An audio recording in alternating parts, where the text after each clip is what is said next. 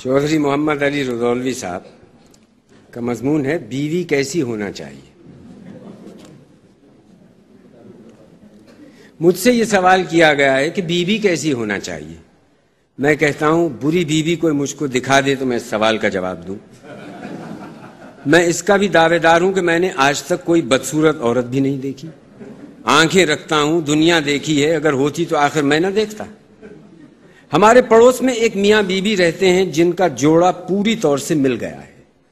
یہ دونوں آدمی انتہا درجے کے کاہل، پرلے سرے کے جھوٹے اور حد کے ناکارے ہیں، مگر جب دیکھیے دونوں قمریوں کی طرح ایک دوسرے کے ساتھ ہیں، گل بھیاں ڈالے بیٹھے ہیں۔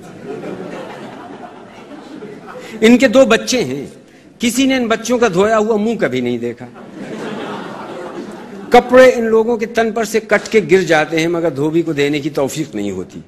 بچوں کے کپڑوں میں ذری سی پھونک بڑھ کے نیچے سے اوپر تک پہنچ جاتی ہے اور پھٹ کر علیحدہ ہو جاتی ہے، مگر سوئی تاگے کی شرمندہ نہیں ہوتی۔ میں نے ایک دن اس عورت سے پوچھا تمہارے میاں تم کو چاہتے ہیں؟ کہنے لگی اتنا چاہتے ہیں کہ کھانا لیے بیٹھے رہتے ہیں مگر بغیر میرے نہیں کھاتے۔ دوسری مثال محبت کی یہ دی کہ کل صبح بٹیر کے شکار کو جا رہے تھے۔ میں نے کہا روز جاتے ہو مگر کبھی ایک پر بھی گھر میں نہ آیا۔ بس غصے میں ایک ڈنڈا میری پیٹھ پر رسید کیا۔ میں بھی دوپہر تک منہ پھولائے رہی، نہیں بولی۔ تب دوڑے گئے تیل کی جلیبیاں لے آئے، تب میں بولی۔ کسی رانڈ بیوہ کے یہاں ایک طوطا پلا تھا، وہ ہر وقت اس عورت کو مغلظات سنایا کرتا تھا۔ ایک دن ان کے یہاں پیر صاحب تشریف لائے، طوطے کو سن کر کہنے لگے ارے تیرا طوطا تو بڑا فحاش ہے، پنجرا کھول دے یہ اڑ جائے۔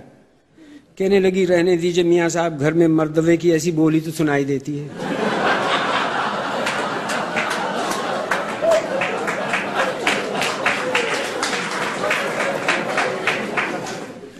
میرے ایک دوست ایک ڈپٹی صاحب کا حال بیان کرتے ہیں کہ وہ دورے پر تھے، میں ان سے ملنے گیا، معلوم ہوا کہ ڈپٹی صاحب غسل فرما رہے ہیں، یہ بیٹھے رہے۔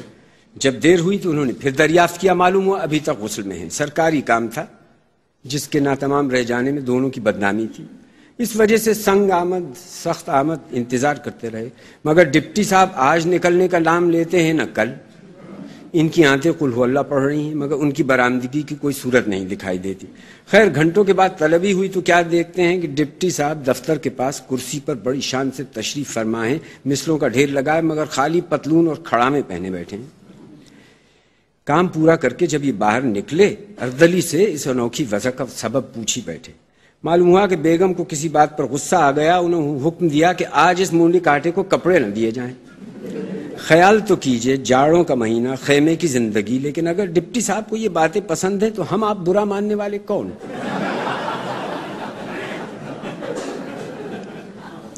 پیٹر پنڈر نے لکھا ہے کہ اسکاٹ لینڈ میں میں نے ایک شخص کو دیکھا کہ اپنی بیوی کو مارتا ہے۔ مجھے ایسا جوش پیدا ہوا کہ میں گھر میں گھس گیا اور اس عورت کو بچانے لگا۔ میرا یہ کرنا تھا کہ دونوں میرے اوپر پلٹ پڑے اور مجھ کو باندھ کے باہر کر دیا۔ لیجئے صاحب ہم تم راضی تو کیا کریں قاضی؟ کیوں صاحب اگر کسی کو فتنہ و فساد والی زندگی پسند ہے اور ایسا ہی شریک زندگی بھی پسند ہو تو ہماری آپ کی پسندیدگی یا ناپسندیدگی کیا چیز ہے؟ آپ کو اکثر اس طرح کی باتیں سننے کا اتفاق ہوا ہوگا، ارے یا الہی یہ ہاتھ تھکیں، تن تن کوٹ ٹپکے، مچمچاتی کھاٹ نکلے، تب میرے دل میں ٹھنڈک پڑے۔ اڑوسی پڑوسی ادھر ادھر کھڑے نفرین کر رہے ہیں کہ بھائی کیا برے لوگ ہیں، کیا کتے بلی کی زندگی بسر کر رہے ہیں۔ لیجئے صاحب شور و شغب مٹ گیا، میاں نکل کر اپنے کام پر چلے گئے، بھی ہمسائے کچھ تو ہمدردی کرنے کے خیال سے اور کچھ زیادہ ٹوہ لینے کی کھڑکی کی طرف سے اندر داخل ہوئے۔ دیکھا کہ ایک طرف کا گال سوجا ہوا ہے، آنکھوں کی لالی باوجود منہ دھونے کے ابھی مٹی نہیں ہے۔ حال تو سب پہلے سے جانتی تھی مگر انجان بن کر پوچھنے لگی بہن کیا ہوا؟ جواب ملا بہن کیا کہیں، آپ ہی لڑے، آپ ہی خفا ہو کر چلے گئے۔ کھانا بھی نہیں کھایا، یہ دیکھو ویسے ہی رکھا ہے، پان کی ڈبیا بھی نہیں لے کے گئے۔ جی کرتا ہے کہ دن بھر بن پان کے رہیں گے، منہ صابن ہو جائے گا۔ لیجئے صاحب یہ تو گئی تھی کہ وہ میاں کی اگر ایک برائی کریں گی تو ہم 10 کریں گے، وہاں رنگی دوسرا دیکھا۔ ایک میرے مرحوم دوست کہا کرتے تھے کہ بیوی کے ناز و انداز ہر طرح کے اٹھائے جا سکتے ہیں، لیکن ایک بات ناقابل معافی ہے، وہ یہ کہ یہ لوگ کبھی کبھی مر جاتی ہیں۔ اس کے مقابل میں دوسرا قصہ یہ کہ ایک صاحب نے بیان دیا کہ میری بیوی 2 ہی برس کے اندر داغ مفارقت دے گئی، ذرا سا لڑکا ایک پھوسڑا اپنی نشانی چھوڑ گئی۔ میری ایک بڑی سالی تھیں جو شاید اسی انتظار میں پہلے سے رنڈاپا کھہ رہی تھی۔ خوش دامن صاحبہ کہنے لگیں میاں تمہاری سالی موجود ہے، اگر عقد کر لیتے تو مردہ رشتہ پھر زندہ ہو جاتا۔ میں نے بھی سوچا جب وہ جوان جہان نہ رہی تو یہ ادھیڑ کیا رہے گی، لاؤ کر بھی لو۔ لڑکے کی خالہ ہے، بچہ بھی پل جائے گا، جہیز بھی اچھا خاصا ہاتھ لگ جائے گا، ان کے مرنے کے بعد انشاءاللہ تعالی ہم اپنی ہمسن ڈھونڈ لیں گے۔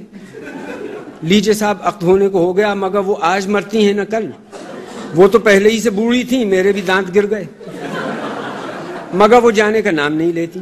ادھر میں کہیں سفر کو تیار ہوا، ادھر وہ امام ضامن لیے ڈیوڑی پاس پہنچ گئی۔ ان صاحب کا بیان ہے کہ بڑی بیوی کے مرنے سے تو مایوسی ہو ہی چکی تھی، میں نے یہ وطیرہ اختیار کیا کہ ادھر انہوں نے امام ضامن باندھا، ادھر میں نے بھی ایک چیتھڑا لے کر ان کے داہنے بازو پر باندھ دیا اور کہنا شروع کیا خدا تمہارے سائے میں ہمیں پروان چڑھائے۔ اب ذرا غور فرمائیے کہ اگر ان صاحب کو کہیں ہم نے صلاح دی ہوتی کہ بڑی سالی سے کر لو تو خدا واسطے ہم ہی تو بدنام ہوتے۔ نہیں صاحب، اس معاملے میں یہی ٹھیک ہے کہ اپنی اپنی ڈفلی اور اپنا اپنا راگ۔